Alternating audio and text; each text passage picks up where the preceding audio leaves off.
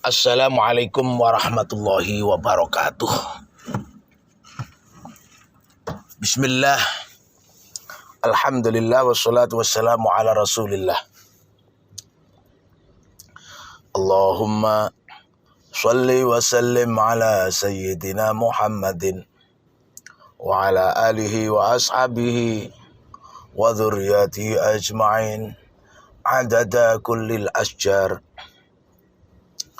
Allahumma shalli wa sallim ala sayyidina Muhammadin wa ala alihi wa ashabihi wa dhurriyyatihi ajma'in adada kullil ahjar. Allahumma shalli wa sallim ala sayyidina Muhammadin wa ala alihi wa ashabihi wa dhurriyyatihi ajma'in adada kullil fujjar. Allahumma shalli wa sallim ala sayyidina Muhammadin wa ala alihi wa ashabihi wa dhurriyyatihi ajma'in adada kullil abrar. Allahumma shalli wa sallim ala sayyidina Muhammadin wa ala alihi wa ashabihi wa dhurriyyatihi ajma'in adada kullil hayawani fil bar. Allahumma shalli wa sallim ala sayyidina Muhammadin wa ala alihi wa ashabihi wa dhurriyyatihi ajma'in adada kullil hayawani fil bahr. Allahumma shalli wa sallim ala sayyidina Muhammadin wa ala alihi wa ashabihi wa dhurriyyatihi ajma'in adada kulli ahlil jannati wan nar. Salatan yuftahu lana bihal afkar wa yurzaku lana bihal adhkar wa tudkhiluna al jannata ma'al abrar wa tunjina min adzabin nar. Pemerhati rahimakumullah, pagi yang indah, semoga Allah hadirkan barokah, maghfirah, hidayah untuk kita semua hingga kita selamat dunia hatta akhirah. Bahwa istilah filter itu digunakan untuk menyaring supaya yang dibutuhkan dari sesuatu yang sangat lembut itu, yang sangat halus itu tidak tercampur dengan yang kasar. Yang kemudian tentunya yang kasar itu tertinggal, yang halus itu akan tertampung. Nah, itulah tujuan daripada filter. Lalu kemudian istilah filterisasi, nah ini penting, diarahkan untuk munculnya satu sistem yang sudah dengan sendirinya secara auto, secara matic, sesuatu yang kasar itu tertinggal atau terbuang dengan sendirinya, dan yang halus itu tertampung. Artinya tercipta sebuah sistem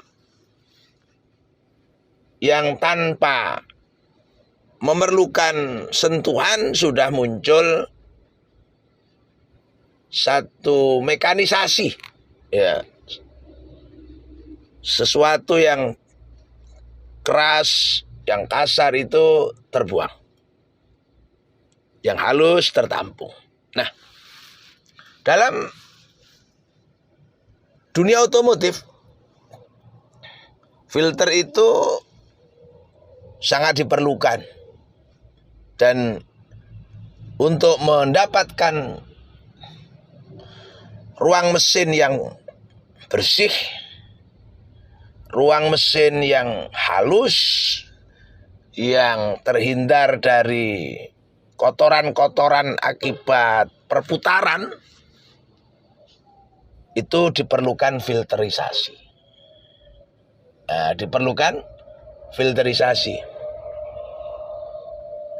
Dan itu masuk dalam kategori perawatan rutin. Artinya ketika sudah penuh kotoran, filternya itu diganti.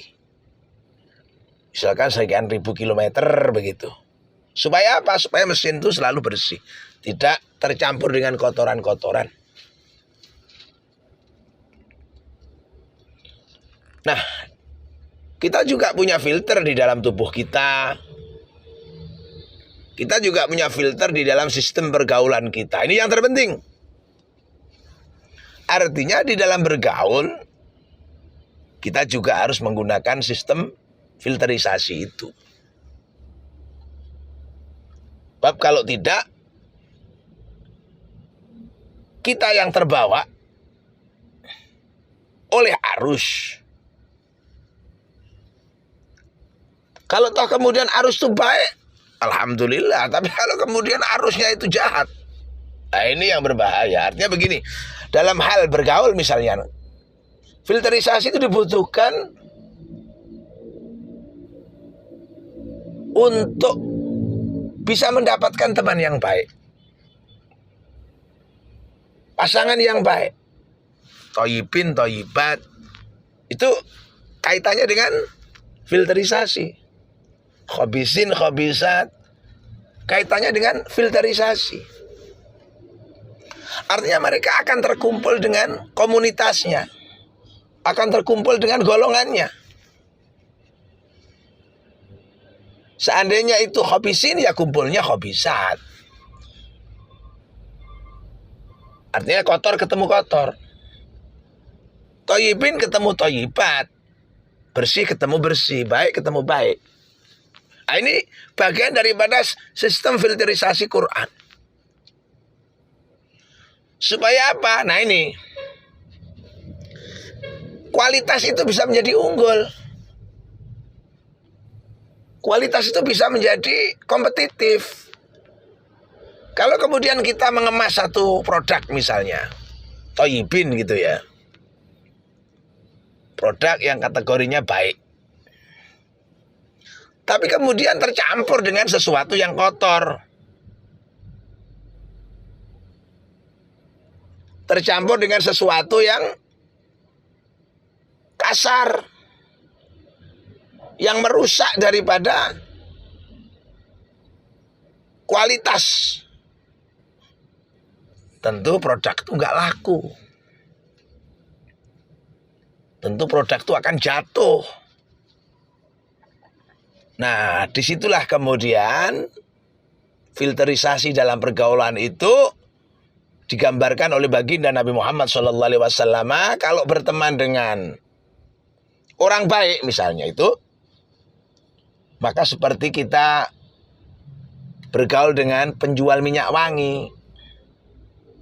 Walaupun kita tidak memberi minyak wanginya, ya paling tidak aroma wangi itu selalu nempel di tubuh kita itu.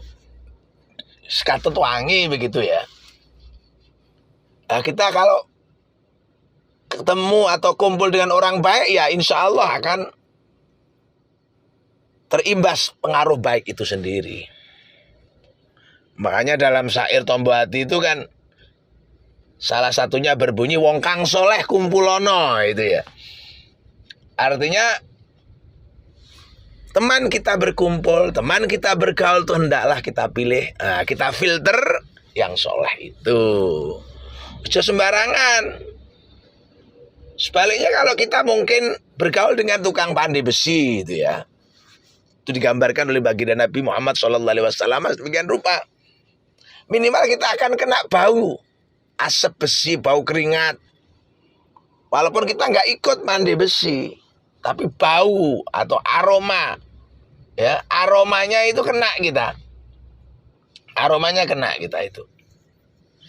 Makanya pilih teman yang baik, yang soleh. Jadi kalau kita berteman misalnya maaf dengan orang yang nggak baik, jahat misalnya, mungkin persepsi publik juga akan mengatakan, itu samalah.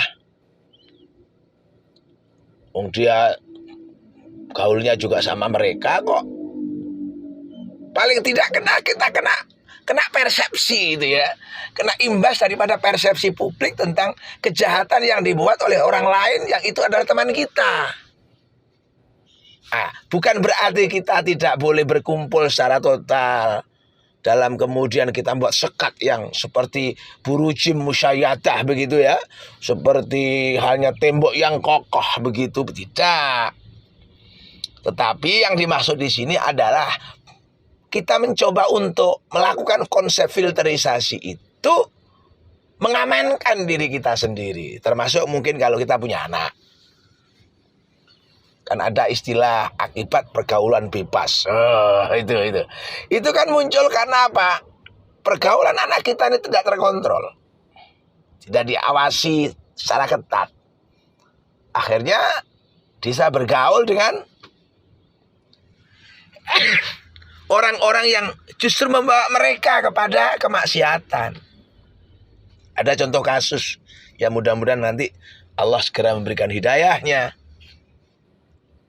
Orang tua yang mapan, orang tua yang soleh, tentu berkeinginan anaknya kelak itu adalah mapan dan soleh. Mapan dan solihah. Kalau perempuan mungkin begitu. Maka sejak kecil anak itu dididik. Ya, dididik di lingkungan yang sangat religius. Yang pengamalan agamanya itu sangat ketat. Kalau orang sekarang pokoknya wis golongane para wong alim gitu ya. Nah, usia SMP selesai, dia akan meneruskan ke jenjang SMA.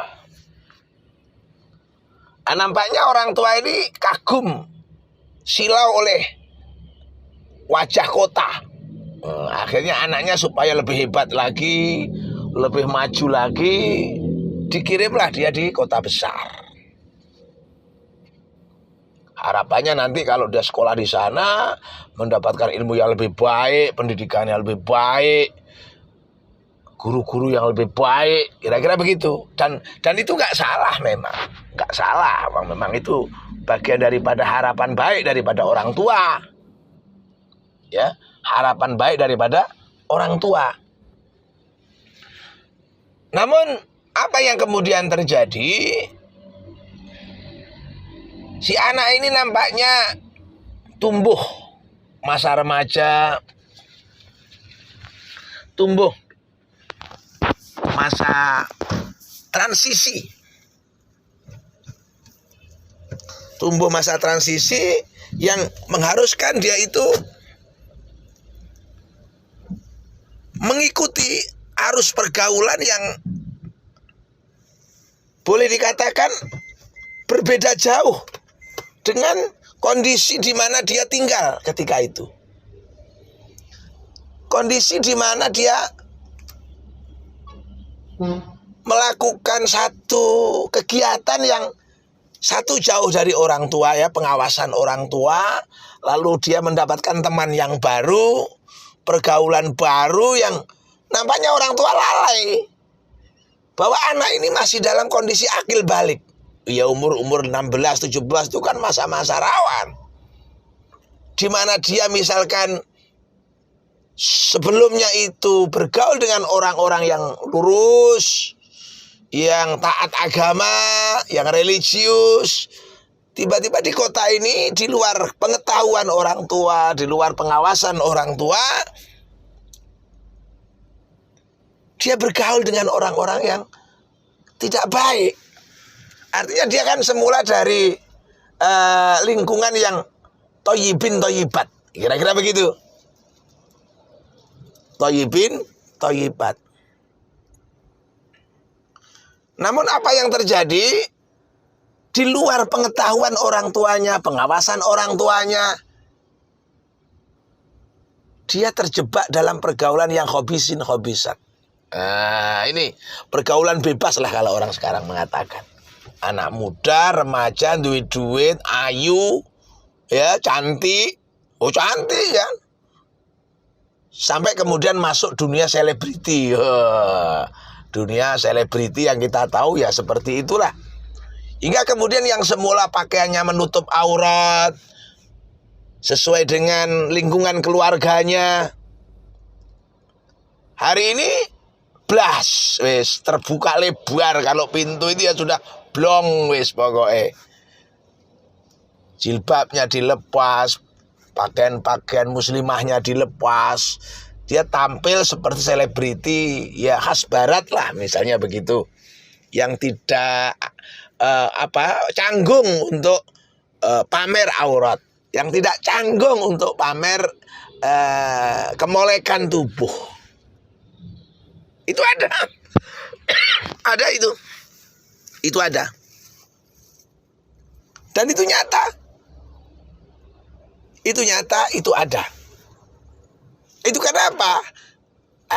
Karena orang tua lupa melakukan proses filterisasi, di mana dia sudah percaya penuh ketika tinggal di kota besar, dia itu akan terjaga oleh satu mungkin bekal dari rumahnya yang dia sudah katakan tadi.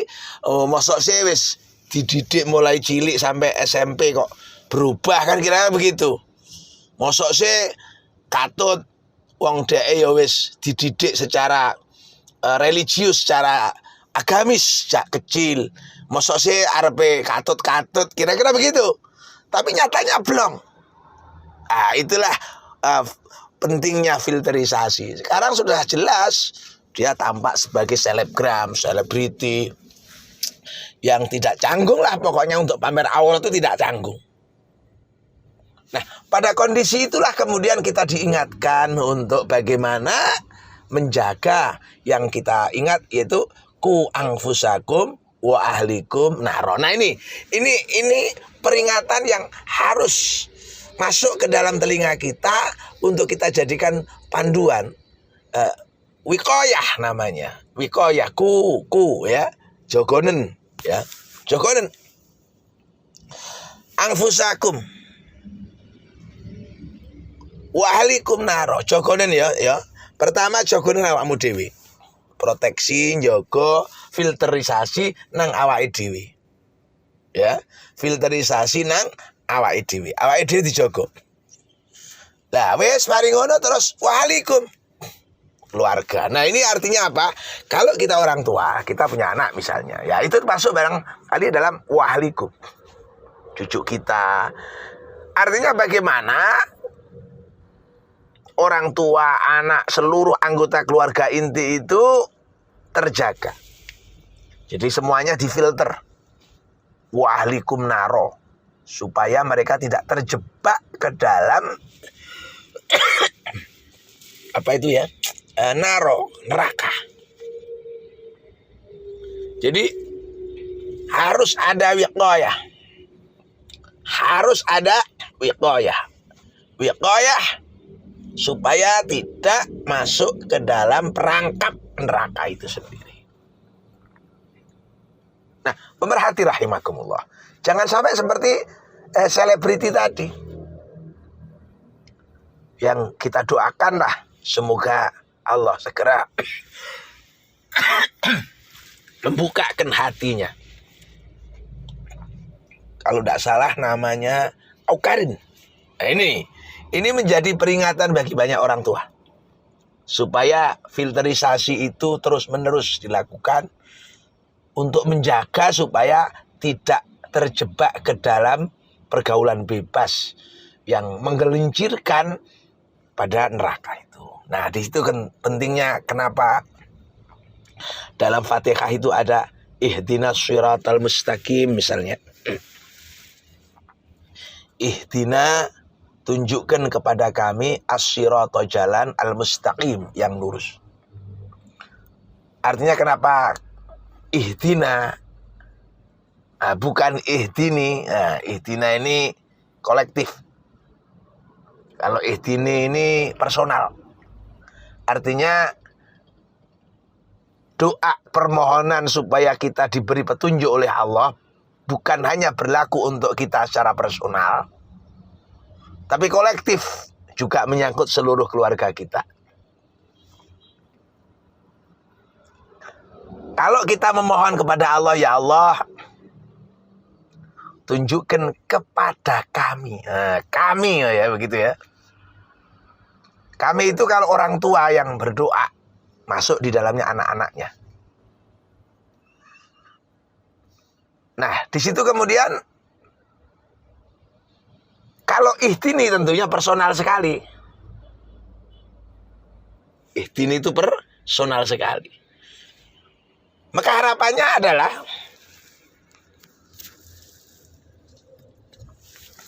anak-anak kita itu kelak menjadi orang yang mendapatkan hidayah dari Allah Subhanahu wa taala.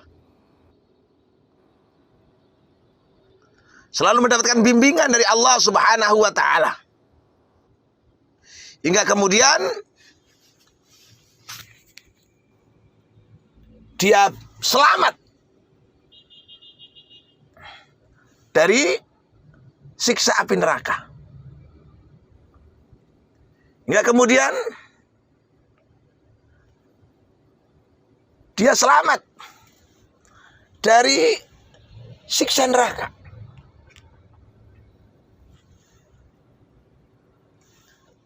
Bagaimana caranya? Nah, tentu kita harus memilih. Salah satunya mungkin tempat pendidikan.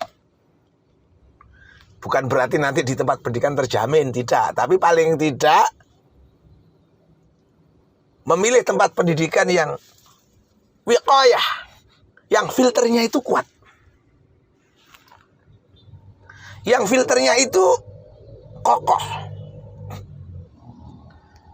Tidak terlalu longgar hingga kemudian dibiarkan bebas.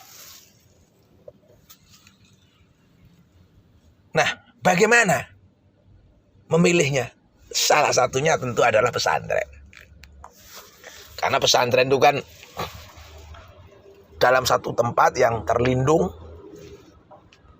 dari dunia luar, lalu dibimbing langsung oleh seorang kiai, seorang ulama, para asatidahnya, yang tentu harapannya adalah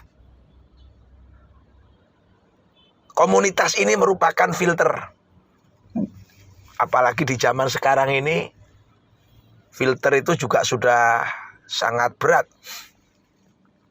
Yang saya katakan filter sangat berat itu begini. Kalau dulu ya, anak kita itu bergaul, kita tahu siapa temannya. ABCD. Tapi sekarang, dengan dunia medsos itu, internet, dengan dunia yang semakin canggih, sistem informasi, kita tidak tahu siapa teman anak kita, wong ribuan temannya, lewat media sosial itu. Hingga pernah juga terjadi satu peristiwa di mana orang tua itu taunya anak itu baik. Nggak pernah keluar rumah. Nggak pernah macem-macem lah. Ya kalau di rumah itu di kamar, jarang keluar. Namun ternyata tiba-tiba ini ya, terjadi gejolak besar. Apa itu? Berupa perlawanan dari anak itu kepada keadaan. Jadi koyo jaran ucul gitu loh. Minggat dengan orang lain, dengan pacarnya. Orang tuanya kaget, shock. Gak ketok lek metu. Gak ketok lek nang ndi, Bu. Bae ketemunya di medsos itu. Baik ketemunya di media sosial itu. Nah ini kan penting bagi orang tua untuk sekali waktu atau mungkin secara rutin ngecek history atau teman-teman daripada anaknya itu lewat HP. Lewat HP. Kenapa? Karena di situ bisa dilihat jejak anak-anak kita itu kemana saja perginya. Pergi ini bukan berarti secara fisik, berselancarnya. Kalau orang menjelajahi dunia maya, sampai di mana dia? Situs yang dibuka, ya, pertemanannya kepada siapa. Bahkan ada yang tiba-tiba itu terlihat alim, kayak orang yang taat pada keluarga, ikut dengan ideologi atau akidah keluarga, nggak tahu bagaimana pengaruh dari media sosial, dia berontak dengan keadaan, ikut aliran sesat. Oh, ini kan bahaya. Karena gurunya bukan lagi orang tuanya. Penasehat bukan lagi keluarganya, tapi media sosial itu sendiri. Nah, disitulah kemudian pentingnya filterisasi. Yang sekarang tentunya kita sudah semakin cerdas, orang tua juga semakin harus selektif bagaimana mendidik putra-putrinya secara baik, keluarganya membimbingnya secara baik. Itulah barangkali yang kita maksud dengan filterisasi di dalam pergaulan. Terima kasih. Assalamualaikum warahmatullahi wabarakatuh.